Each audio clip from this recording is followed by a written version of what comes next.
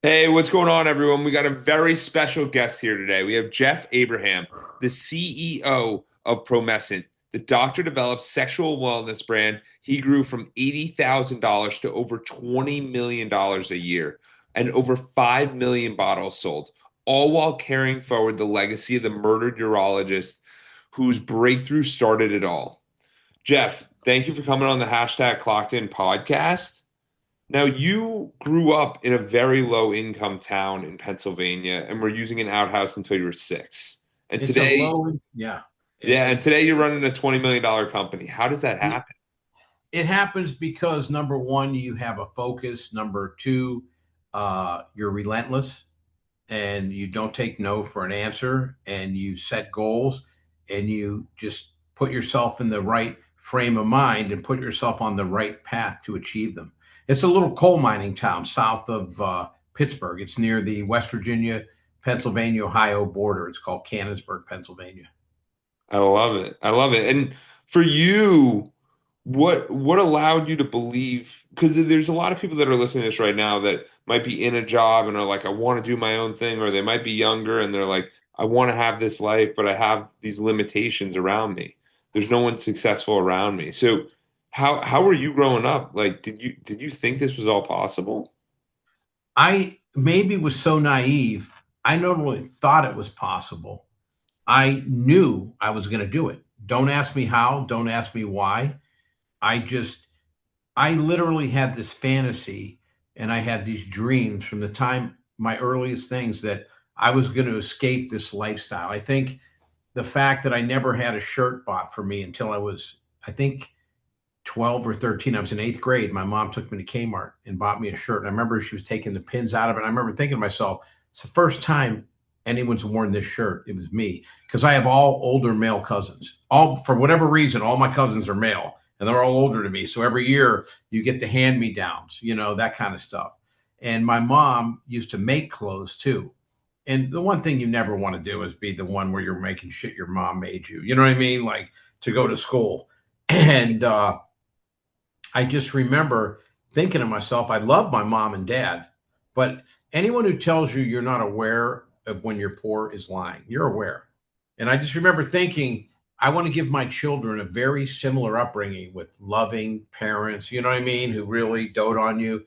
But I would like to have a higher standard of living. I would love to put myself in a situation to where, you know, I can eat what I want to eat. I can wear what I want to wear. If I make an all-star baseball team, which I did when I think I was 12, I think I was in seventh grade, and you go to the all-star thing, it's like the two or three best kids from each team, make the Yeah. all-star team. You go, everyone else has spikes and you have tennis shoes. And you can't go home and ask your parents to spend $30 on a pair of spikes that you'll outgrow in 6 months. And everyone says, why do you have tennis shoes? And you lie and you say, "Well, I don't like spikes. They kind of get caught, in the thing. I'm just more comfortable." And the reality is different. And Yeah. I wanted my children to not have hand me downs. I wanted them, but I didn't want to spoil them by any stretch of Yeah. the imagination. I just wanted more comfort, and I didn't want anxiety. When I was in college, I looked at other people with nice things, and I started scrubbing floors in the cafeteria for 85 cents, 90 cents an hour Oh, wow. after it closed. I remember we'd just get completely stoned, because 4 hours of, first of all, it's like a 2,000 seat cafeteria. So you have to go put every Massive. chair on top of the table. Then you bring out the buckets and start with the mops, and you have to, scrub the floor. Then you start in the area that you did first, and you start taking the chairs and putting them back down. And to do the whole thing, there were three of us, takes like 4 hours. And I remember just getting stoned out of our mind so that, you were just like robotic and you weren't thinking about how miserable an existence this is, spending 18 to 20 hours a week mopping floors. And then I quickly decided, I was always entrepreneurial, that I wanted to get waiting and waiting on tables and bartending jobs. But the prime jobs went to locals because if you were a college student, you left for summer break and spring break. Seasonal. They couldn't hire you. They couldn't depend on you because it was a resort town. So early on, like within a year, I decided I'm moving here full time. I'm not going home. I'm spending the summers here. and it gave me access, and I never scrubbed floors again. I was, And yeah, but that's just right there is just seeing the vision of like, I have this role. I don't like this role.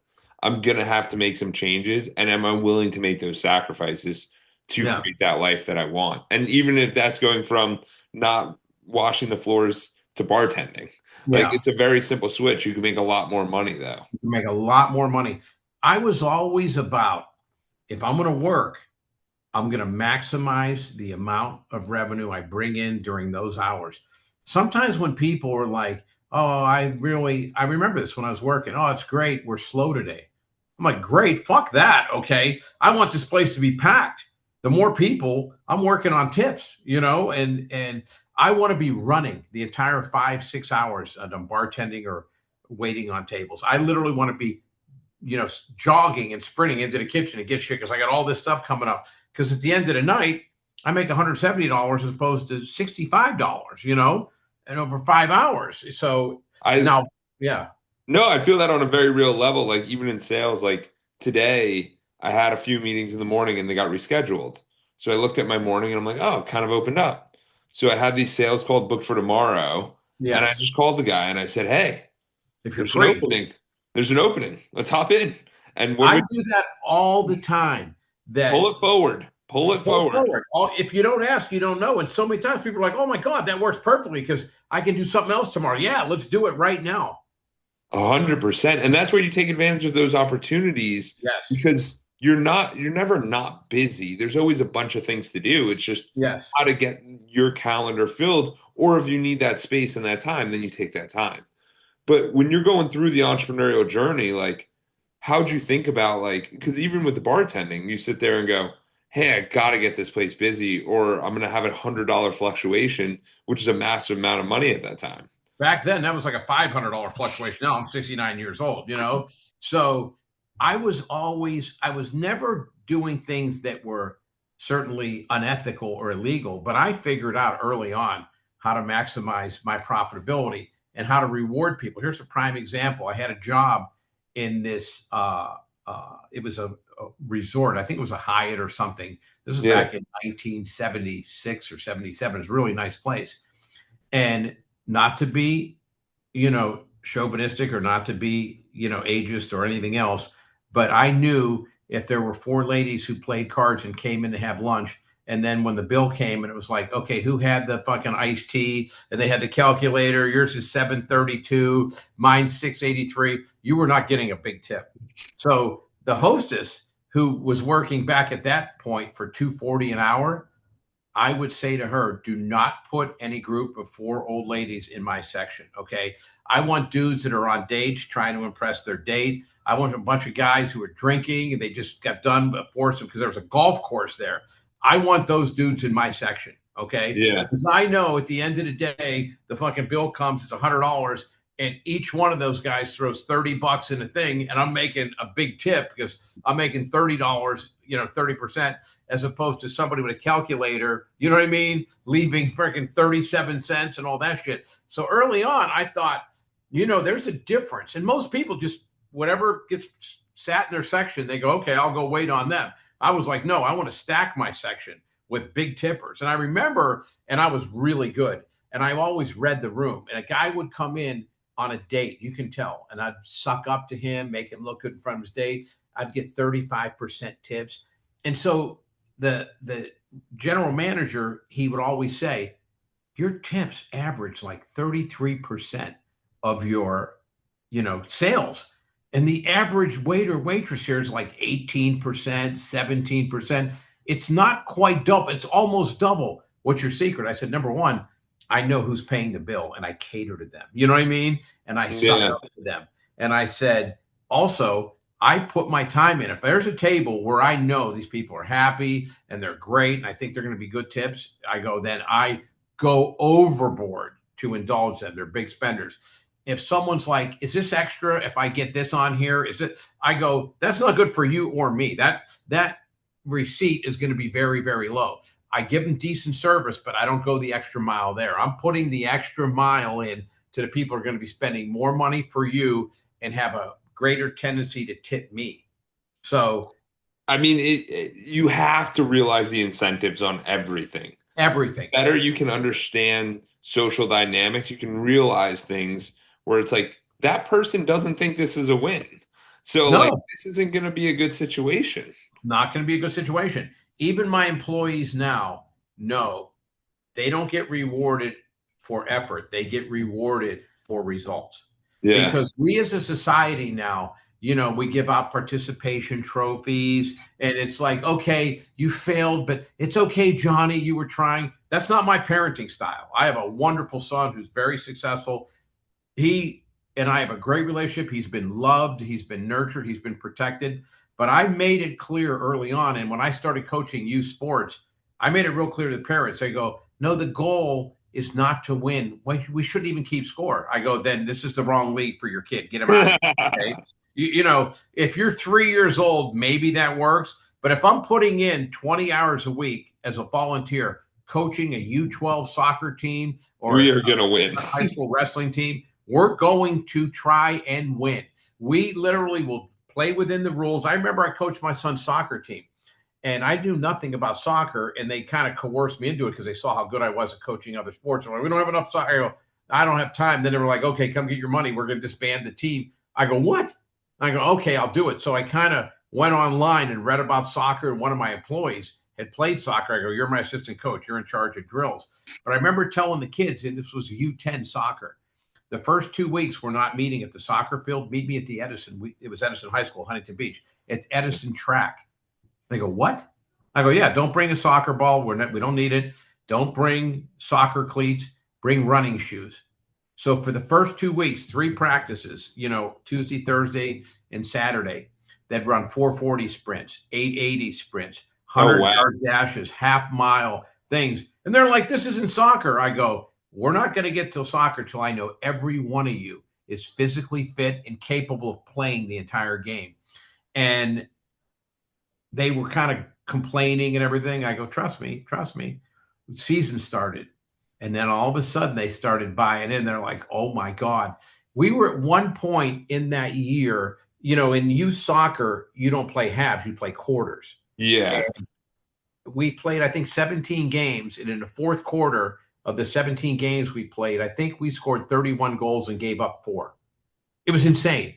If we were ahead, the other team had no chance. If it was tied, they had no chance. The only way the other team could win if they were up by 1 or 2 goals and somehow they held on. We absolutely crushed every team we played in the fourth quarter. And the kids on their own, they realized what I was doing. And so after the game, they started organizing sprints. After the game, they would line up just to rub it into the other team. We just ran you into the ground. We got a lot left. And they bought into that. They were literally like, oh my God, this is psychological. Yeah. So it's one of the big things that I coach on or I bring up a lot. It's called after action reviews. They do it a lot in the military. And essentially it is like what's working, what's not working, how are we going to improve? Yes. So your concept right there with the soccer and how they trained was this idea of like, hey, at first you might not think it's working, but then they start winning and they're like, oh, it's working. How are we going to apply this? We're going to keep sprinting. Like we're going to keep sprinting. And they literally took it to the next level. They go, we might see these guys in the playoffs. Sometimes you play the same team twice. We want them to know this wasn't a fluke. Okay.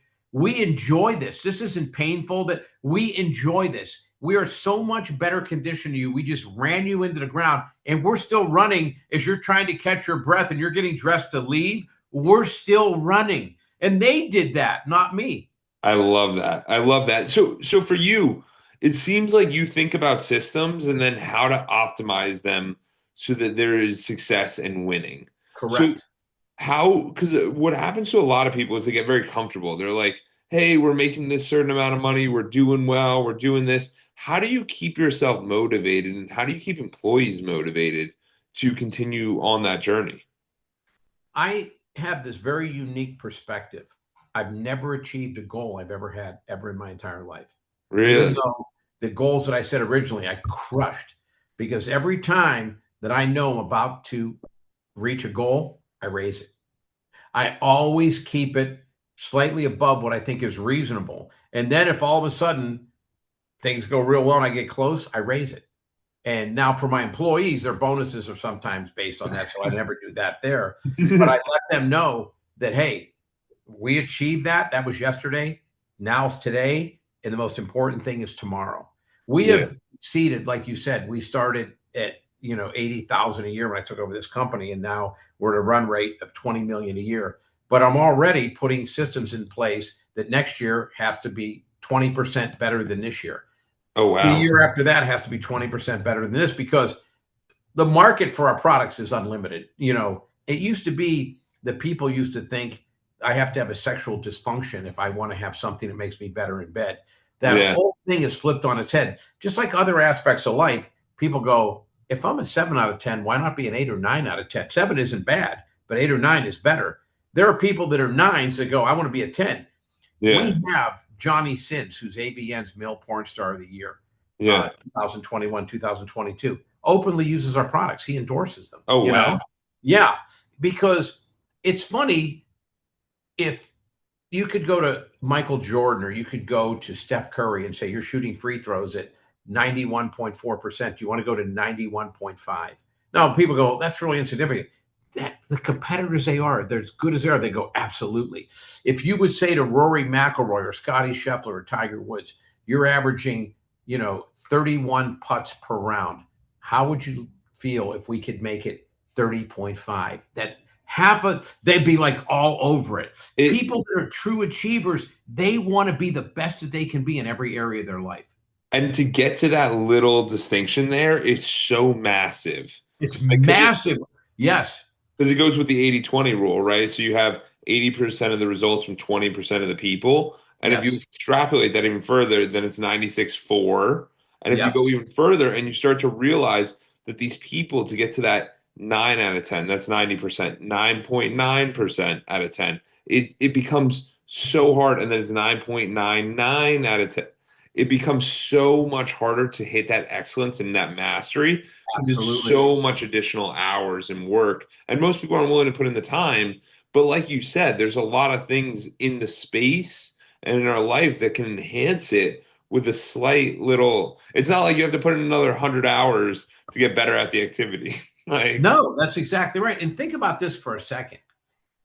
In relationships, I'm going to say something, and a lot of people might disagree, but it's my personal view. You see how personal training and gyms are sprouting up everywhere. Pilates studios, yoga studios, regular gyms, cold plunges, infrared saunas, okay, Yeah. massage therapies. Everyone gets their hair cut at a salon, you know what I mean? Or a men's upscale grooming place. Everyone wants the latest in clothing. You know what I mean? Everyone wants their beard groomed. Everyone wants their skin to look good. That's all you do is pass your skin. Everyone's getting hair transplants. Everyone's like, now GLPs are the rage. Okay. If there wasn't a chance to have intimacy, whether it's with a person of the opposite sex or even a person with your same sex, every person on the planet would probably be 300 pounds laying there with a bag of Cheetos watching TV. A lot of what we do, a lot of that is to make yourself attractive, to find the optimum partner.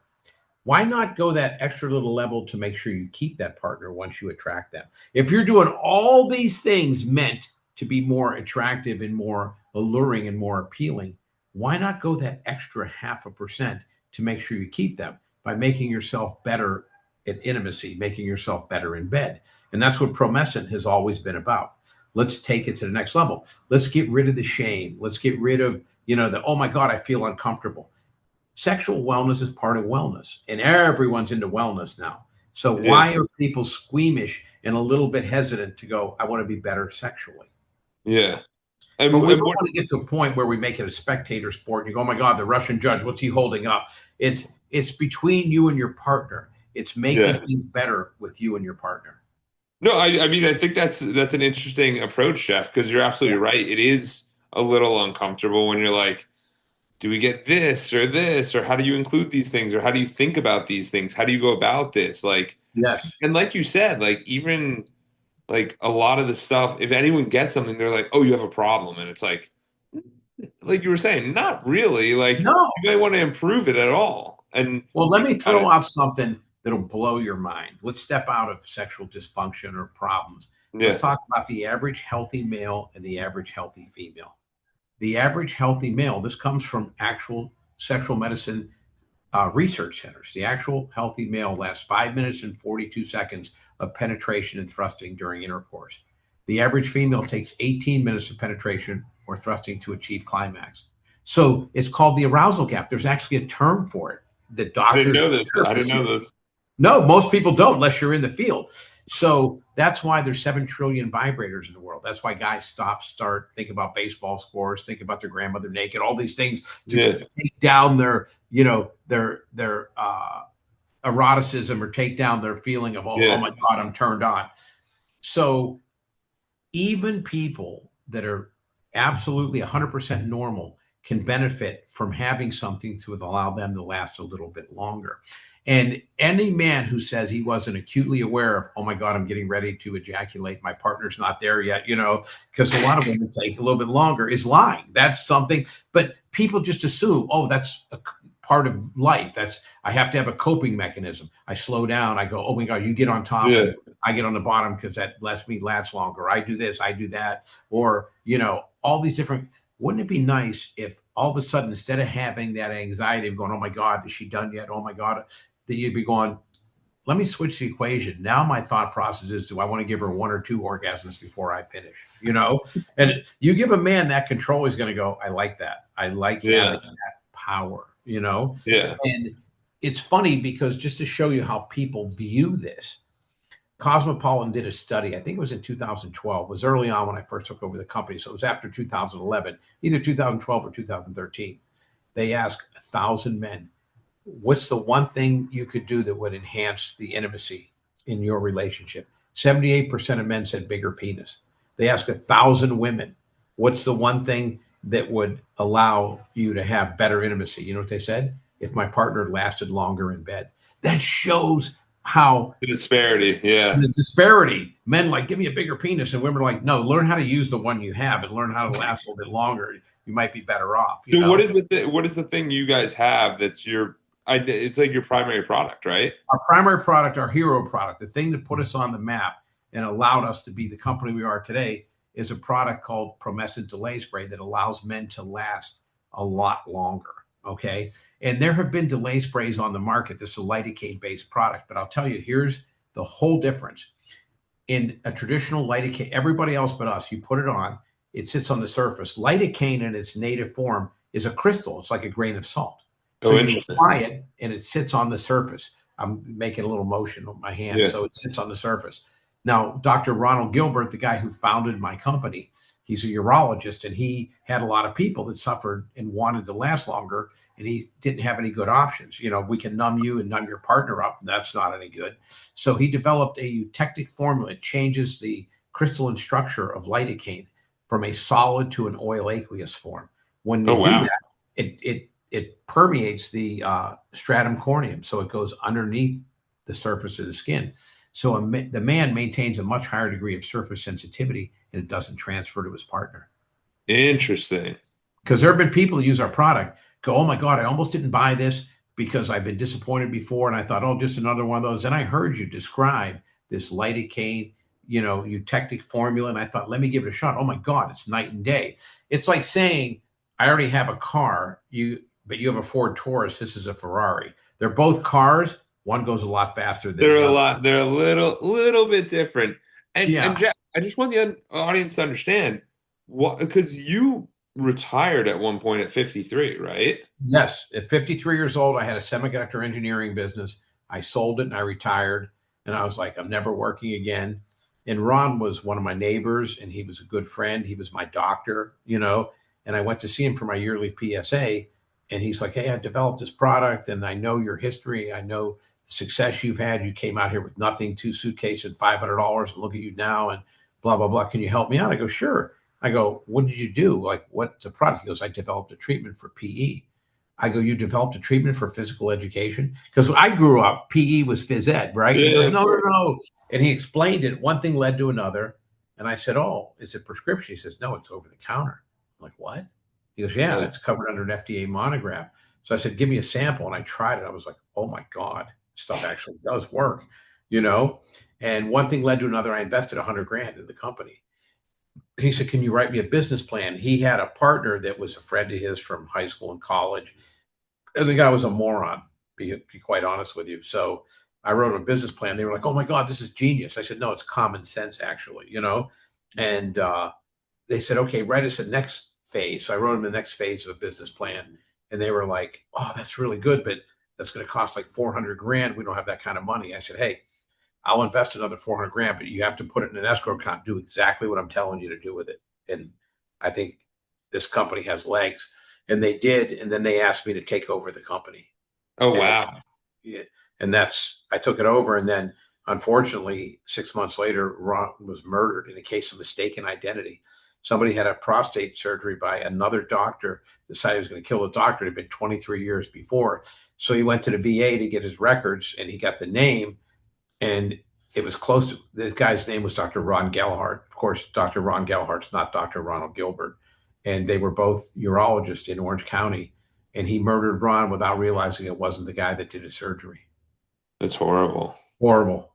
So I've really dedicated a large portion of the last 14 years to give Ron a legacy, provide for his family, and make the company successful. That's why I mention him on every podcast. He's a genius. Now, we now have female arousal gels and nitric oxide supplement and vibrators, and we have all kind of our company's robust and expanding, and it's Yeah. in places. But without that first product, that was what put us on the map. That was the genius Then you product. can't. So that's how, when people are thinking about business, it's not, hey, let me throw 100 products at the wall. It's figure out what works and then build the brand and start to expand throughout that. Let me tell you something. I tell people this, and they're going, "Oh my God, you're a genius." I said, "No, I'm the steward." Okay. The whole genesis of this company, without that first product, people wouldn't have been buying the second product, the third product, and the fourth product because they go, "I trust these guys. I like these guys." You would have been just every other schmo out there. Okay. That first product that is clearly the best product in that segment that we stand behind 100%. We feel so strongly about it. We have a 30-day full money back guarantee. If you buy Oh, it, you wow. don't like it, you get it. Because now we've had some people scam the same person, order 4 times with a different email address, different phone number, using his cousin's account. I'm like, okay, Come uh, on, man. we'll live with that just to give people that confidence. You know what I mean? That, hey, these guys stand behind their product 100%. But that first product was insane. And, when we had the second product, which was lubes, we developed a line of proprietary lubes. And so I sent out an email, the first 100 people that bought it. "Hey, what gave you the confidence? We're known for a delay spray to buy these lubes." And it was like the same person wrote each one with slightly different wording. "Well, it's on this site. We know it's a quality product. You stand behind it 100." Oh, wow. So, Yeah. And then I remember that we developed another gel, which is good, a female arousal gel. Then I remember we went to Vitaflux, these supplements to increase blood flow. It's good for men and women, increases libido, increases, orgasm and everything. And I remember we developed, everyone said, "Oh my God, this is a bridge too far. Those are supplements. Those aren't, you're known for it." I said, "Trust me, people don't sit there and make that." They're like, "These guys have quality products." That product took off and became our second best selling product almost immediately, yeah, once which was once you have their trust, we have the trust. And you keep then building on that. Yeah. we were selling other people's vibrators because everyone came to us because we were this upstart company that people go, "Oh my God, they love, they're growing, they're doing a lot through their website." So we started doing, some other people's vibrators. Then I said, we're going to take these to the next level, develop some of our own. People go, Yeah. "No, that's an electronic device, Bring it in-house. Yeah. No, I mean, the Or more in-house stuff, you have more control, you have yeah. And access. I said, I want to have, and our vibrators are the same quality as ones that sell for 2, 3 times as much. And people go, "How can you do that?" I go, "We have very low margin on those because I look at it as brand building. Yeah. When you have a business, every single product doesn't have to be this massive windfall financially because I know my own behavior. I'm very open that I use vibrators, especially at my age, on my partners a lot, because, your refractory time, which means the time you're ready to have sex again after you ejaculate. When you're 18 or 20 or 25, it's like 5 minutes. Okay. Then you're in your 20s and 30s, it's like 20 minutes, 30 minutes. Then you're in your 40s, it's like an hour. Then you're in your 50s, it's like, okay, one tonight, one tomorrow morning. I'm 69. Okay. It's like once, I have an intimate encounter with a partner, I literally need a night's sleep, a workout, 3 meals, you know what I mean? In Yeah. 48 hours, I'm ready to go next time. So I really love the idea of some aids and like vibrators and stuff. And we they took off immediately, and we did really, really well with them. And it's just crazy. Some of the products that'll blow you away. We have another product that's doing really, really well. It's called Go Solo. It's a men's Yeah. masturbation cream Oh because wow. one of the fastest growing areas in sexual wellness is male masturbation. It's always been tons of vibrators for female masturbation and stuff, but the fastest growing segment right now is male masturbatory products. You It, know, one of the things interesting. it's disturbing in our society. Think about this, and it was exacerbated during COVID. One of the things that's really frightening is a lot of people want to work remote. Very few people want to go to the office. Everybody's focused. I want to work remote. I want to work remote. They don't even go shopping. Amazon Prime every other day is bringing your toothpaste, Yeah. deodorant, your clothing, everything. They don't even go out for meals anymore or groceries. They have, all the grocery chains deliver. And then, DoorDash and Uber Eats. It's to the point where a lot of young people, urologists and therapists will tell you this, they don't even leave the house. They don't even date. They have all these masturbatory products. And we're seeing a lot of men who had blistering and a lot of men who had desensitization of their penile area because they were masturbating and they weren't using lubrication. Because it's almost like a shameful thing. And if I sit back and I go, oh my God, I'm planning this session out, that means I'm a loser. So it's like, let me hurry up and get this done. It's like, no, no, no, no. You can't do that because you'll literally develop some issues. So we developed this product called Go Solo, and it's a big seller. And we Oh, immediately knew when we developed it that we were going to start marketing initially to the men who had bought masturbation devices from us. And it just took off from there. It's got great reviews. So it's selling well on Amazon. It's selling well on our website. so as you have people who are interested in certain products or segments, you can keep pushing to them because they'll keep purchasing more and They'll more keep and more. purchasing. One of the things we Absolutely. do is we listen to our customers. Sometimes people go, "Oh my God, how'd you figure out that was going to be a good product?" I go, talking to my customers. They're like, "What?" I Yeah. go, one of the reasons we keep a robust website, we're one of the few people that do. Everyone else, retail and Amazon. I Yeah. go, we don't get an idea of who's buying. When you're on Amazon, you know nothing. All you know is it's selling in a particular region. They don't give you any information whatsoever. In Yeah. retail, you have absolutely no idea. It's just Target ordered, 8,000 more units, whatever.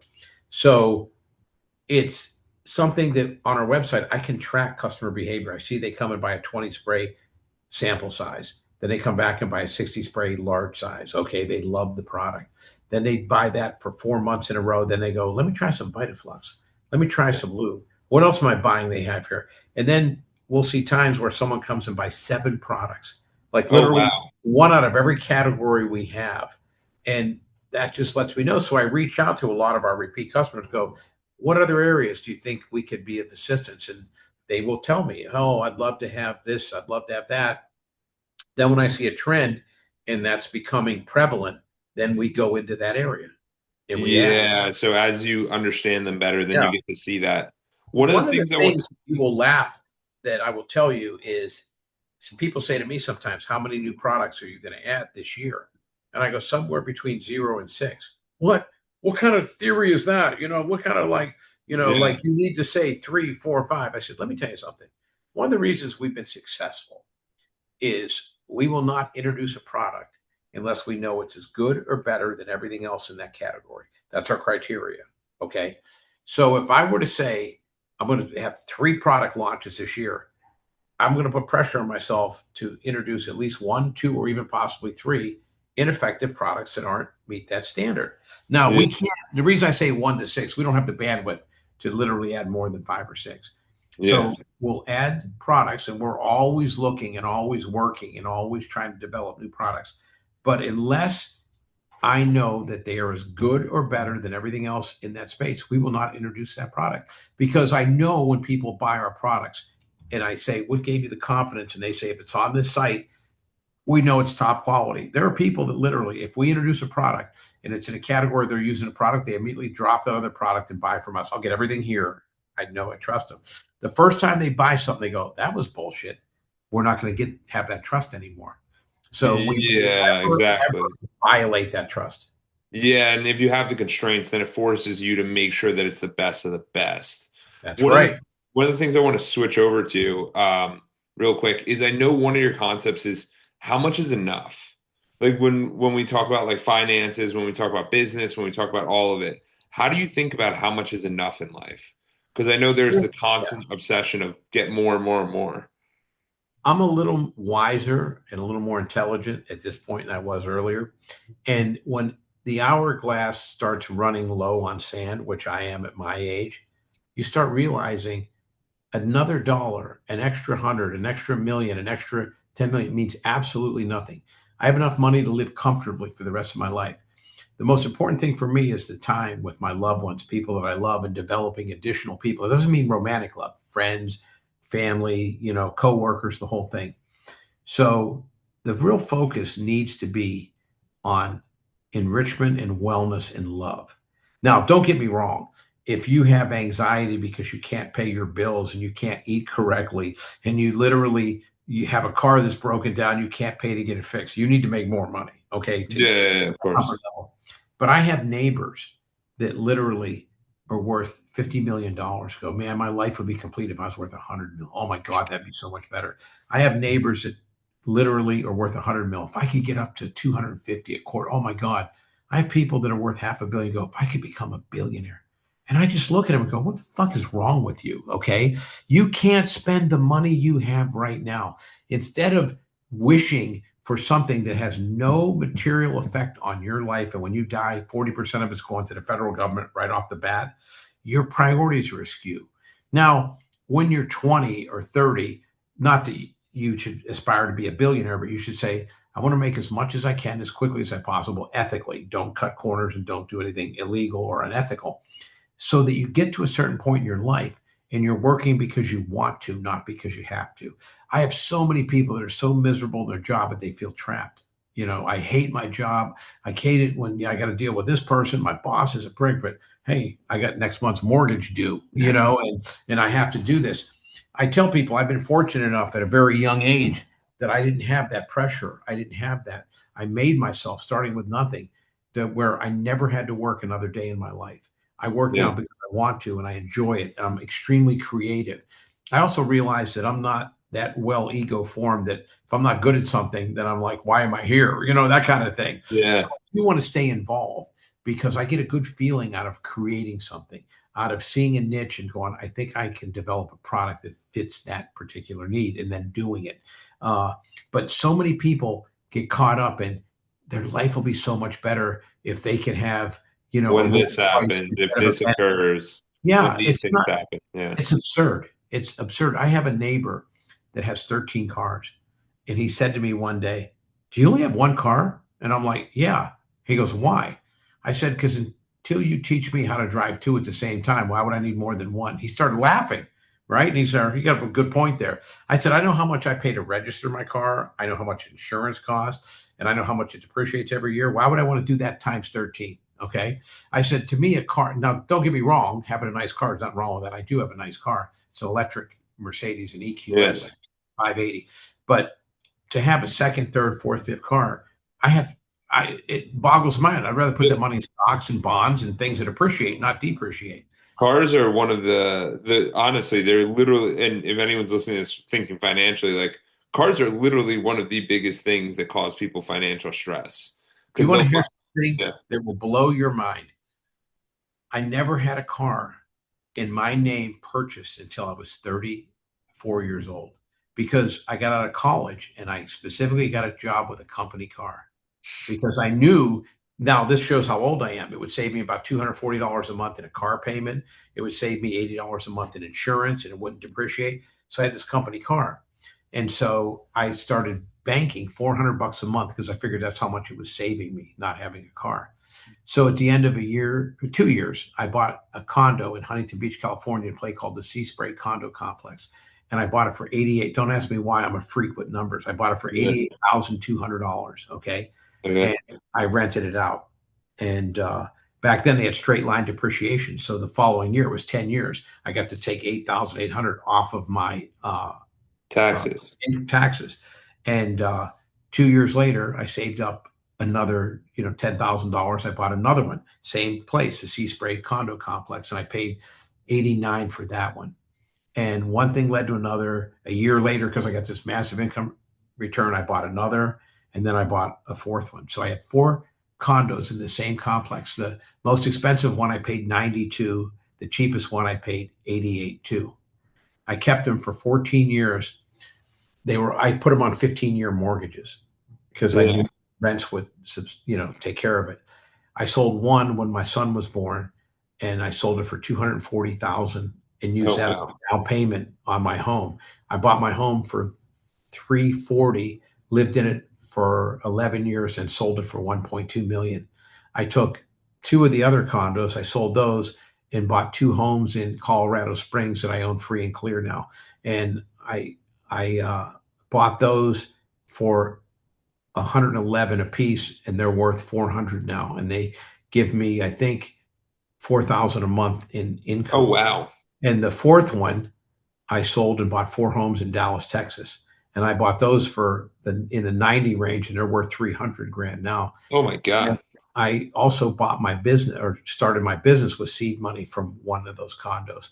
So I tell people, not having a company car, or not having a car, having a company car from ages 22 to 34 allowed me to buy four condos.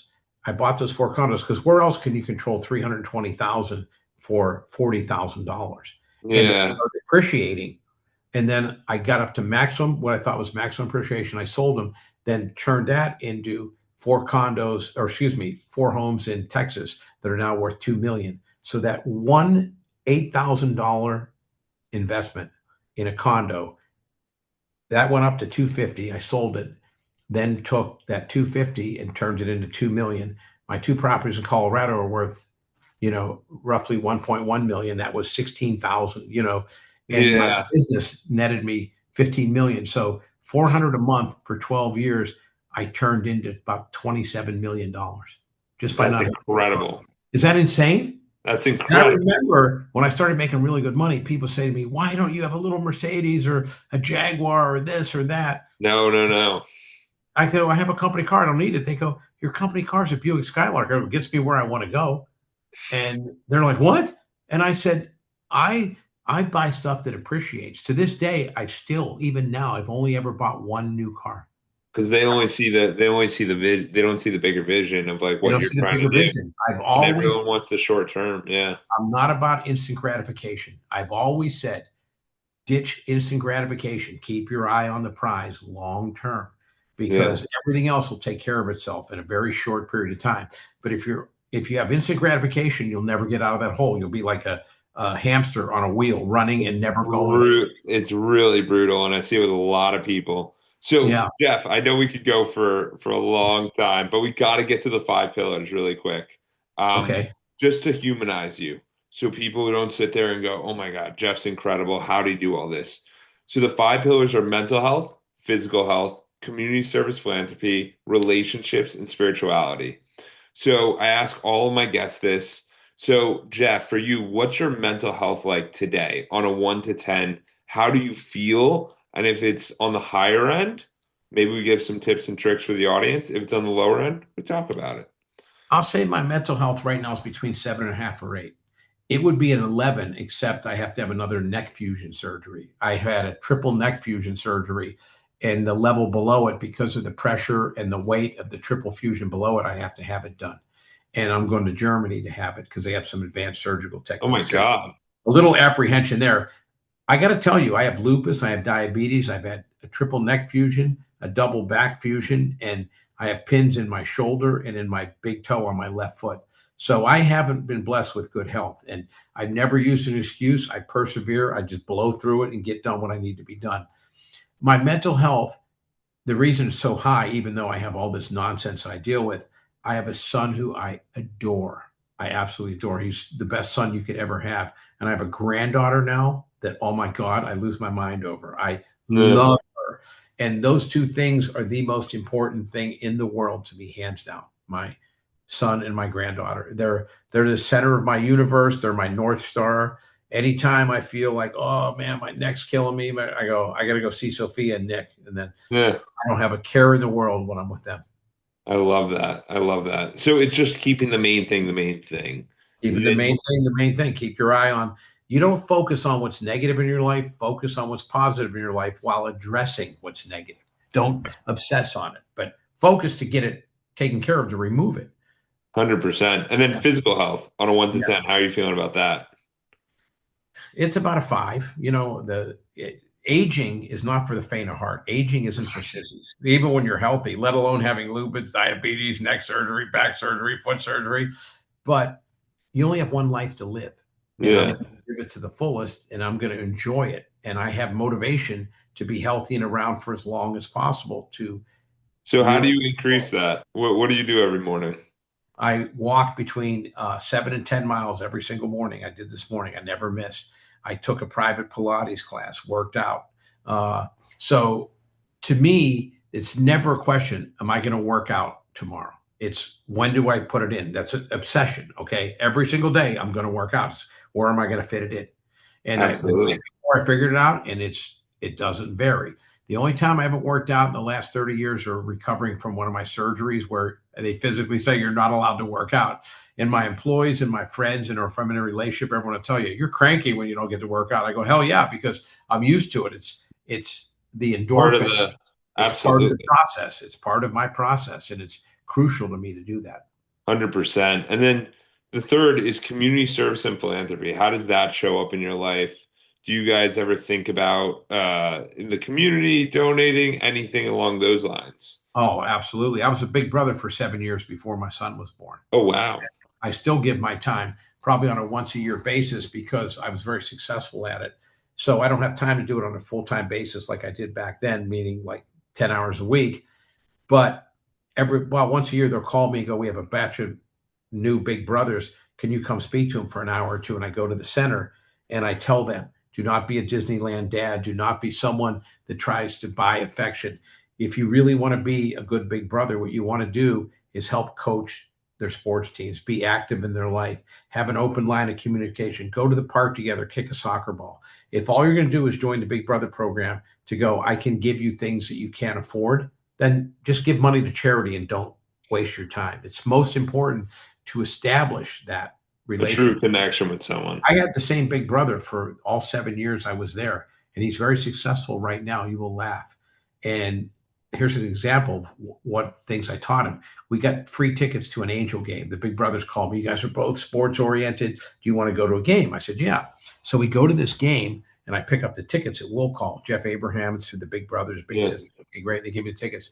It was in the center field of the very last row. I looked, I go, these are tickets they couldn't sell, so they just want a tax write-off. They give them away. I said, I didn't drive all the way here to sit there. So I said to my little brother, I said, here's what we're going to do. I said, I'm going to give you like $20. I'm going to give you a 5, put it in your left pocket, 5 ones, put it in this pocket over here. Here's a $10 bill, put it in this pocket. I want you to go out and say, hey, my friend and I need some tickets, blah, blah, blah. I'm going to go sell these too. The face value on the 2 tickets I had was $6 a piece. That's how bad the tickets were. So $12. I think I sold them for $7 for both. He comes over, he had 3 tickets. I go, how'd you get 3? He goes, somebody just said, hey, I got 3. You can have all 3 for $12. I go, these are decent. I go, but I still don't want to sit in, but they're really decent seats. We're improving. Yeah, we're improving. So I gave him more money. Same thing. But you don't want to pull out a wad. You have less negotiating power. Put a 5 here, the 10s here, all the ones go here. So I sold the 3 tickets that he had bought for $7 for 20.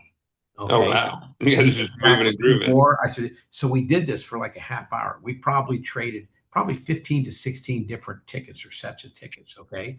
So we ended up with 2 tickets that were about 8 rows up from third base line. Oh wow. Angels. Okay.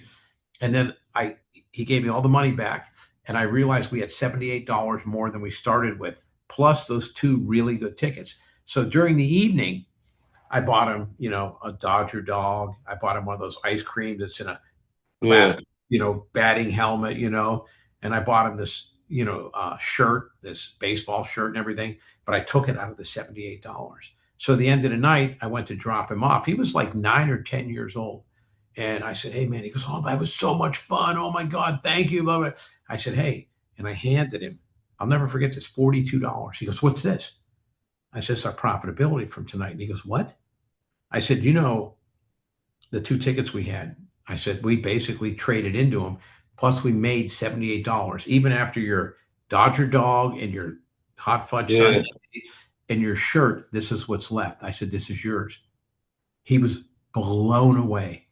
Do you know, to this day, he tells people that's the first time in his life that he ever realized that if someone hands you a shit sandwich, you don't have to sit there and take a bite, that you can go, "No, no, no, no, no." You can trade that shit sandwich into a prime rib or a Wagyu steak. Yeah. He said, "My whole life, my mom was on public assistance and it was like, put your hand out and take what you can get." He said that is the first time, and he's a regional manager for a major eyewear company now. That's awesome. He said that opened up his mind to, wait a second, you don't have to accept a lesser lot in life. You can be smart, you can be practical, you can, position yourself to not accept a lesser lot in life. Yeah. That was one of the most powerful things that it taught me, that everyone isn't wired how I am. I figured that shit out on my own when even I was that age, okay? But I've always been a good mentor and Yeah.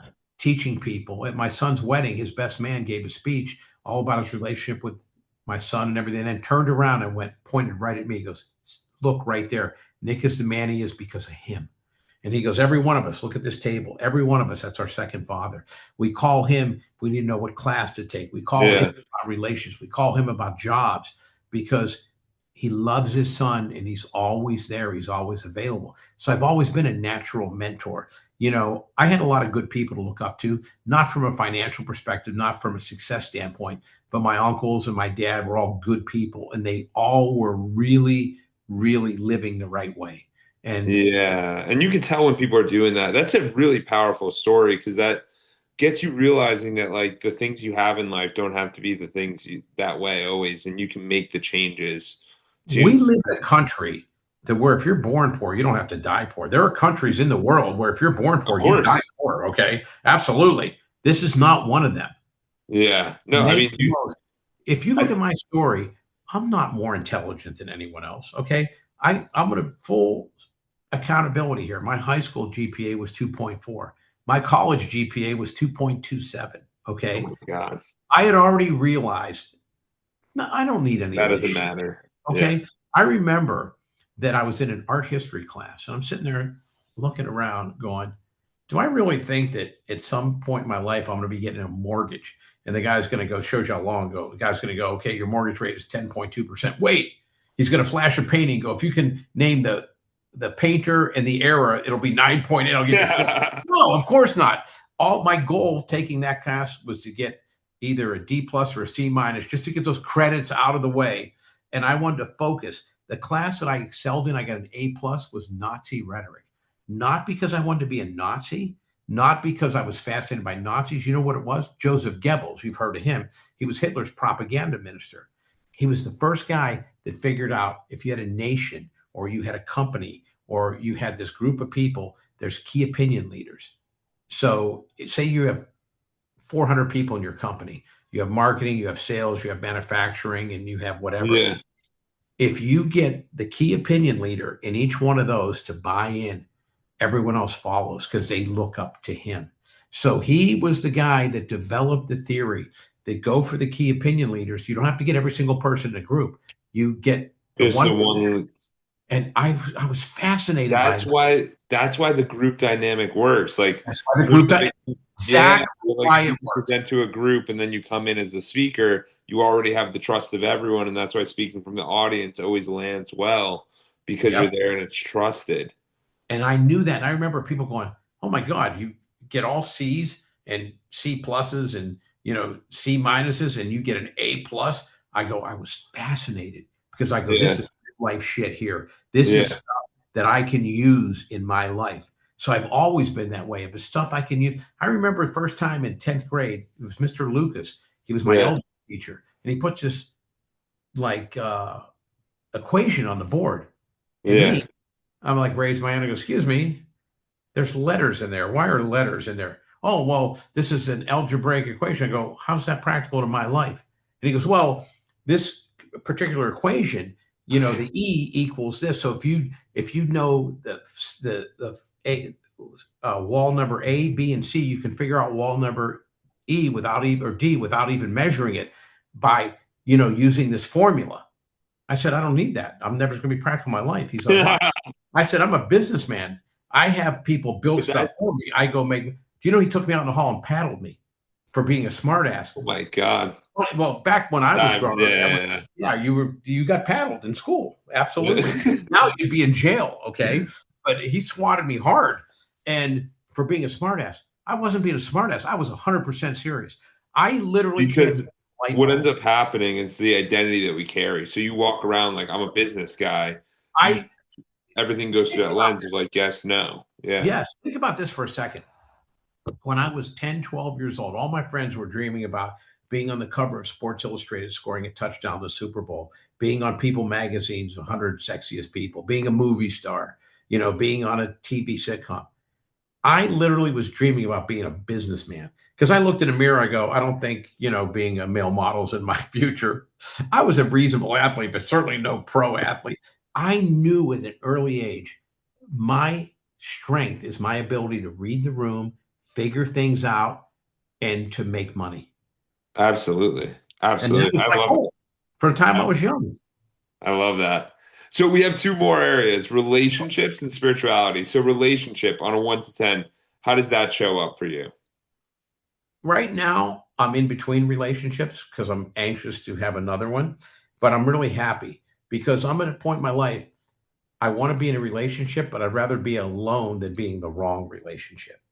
Okay. That's the most important thing. There's no more lonely feeling than being in a relationship going, I'm not happy. I don't respect this person. I don't like this person. So it's important to me when your time is limited to not waste time, and that's extremely important. So I'm very happy right now because I've always had good relationships and I'm literally good friends with almost everyone I've ever had a relationship with. Sometimes they run their course. That doesn't mean anyone did anything wrong. It's, but you go in honestly and you're upfront, and I've never cheated on anyone. I don't do that. That's just not my thing. Yeah. This will be good for as long as it lasts. Hopefully it'll last forever. If it doesn't, we'll both be upfront. We'll part as friends. And that's the way that I want to live my life. And that's why I think I'm really on good terms with everybody. The spirituality question is very interesting because I'll tie it back into relationships too.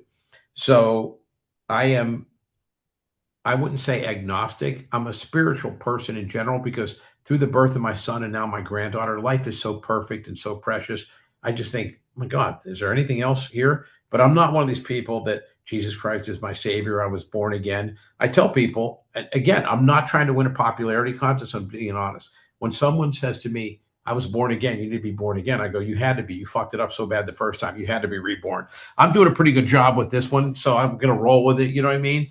I'm open if I find a more higher power. That would certainly, I think, but it has to be something that would happen organically. I'm not one of these people that because I turned 69, I'm afraid of dying. I better check that box just in case I get there and they're checking. You know what I mean? You don't want to do religion out of fear. You don't want to become spiritual. Yeah. You want it to be out of strength. Because I find people with shelf religion, things are going bad. I better grab that off the shelf. You know what I mean? That's the same thing with relationships. You want to go into a relationship with the strength, not the weakness. Yeah, like I need this person. Back to back. I meet a gal out hiking, okay? And we start talking. She stopped me. She goes, I've seen you out here 3 days in a row. I don't know how to refer to you, but I call you as, I don't know where he's going, but he's getting there in a hurry because you're, and I start laughing. I go, I'm really big. So we start talking and we walked for a while. I slowed down, you know what I mean? And we walked for a while. Then I asked her to go to dinner because she was pretty fit, pretty attractive gal, I say, do you want to go to dinner? Yeah, we'll go to dinner. So we went to dinner and we sit down and we're chatting. And she says, I got to tell you something. I said, what? She goes, I'm going to send you a link and I want you to listen to it and everything. And she goes, it's very important to me that I have a person who's spiritual and has a relationship with God. I'm like, what? She goes, yeah. And she goes, I'm going to send you a link. I go, don't bother. She goes, what? I said, let me tell you something.